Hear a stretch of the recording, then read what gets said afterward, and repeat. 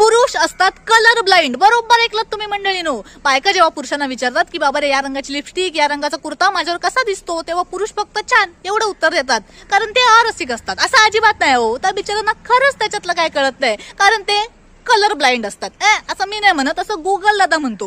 Google दादाच्या मताप्रमाणे 12 मधल्या एका पुरुषाला कलर ब्लाइंडनेस असतो. म्हणजे जवळजवळ 95% पुरुष हे कलर ब्लाइंड असतात. पण ते जन्मताच कलर ब्लाइंड असतात. आपण काय करू शकत नाही. डिफॉल्ट सेटिंग आहे. आलिया भोगासी असावे साधारण.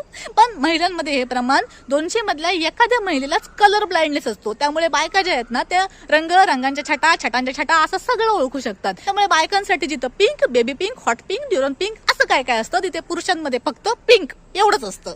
त्याच्यामुळे कसं आहे ना, ते कशामुळे होत माहितीये का, ते एक्स वाय क्रोमोझोमचं काहीतरी उलट सुलट होतं. सगळं मी सांगणार नाही. तुम्ही पण जरा मेहनत करा, कष्ट करा, सर्च करा. पण मी हे सगळं इथं का सांगते, तर या रंगांमधनं कपलमध्ये जी भांडणं होतात ना ती वाईट जरा कमी व्हावी असं मला वाटतं. पण मी आता एवढं सांगून सोडून पण तुम्हाला जर रंग कोणता ह्याच्यावरनं भांडायचं असेल कपलांनो, तर भांडा आणि मराठीच्या आईला तुमच्या.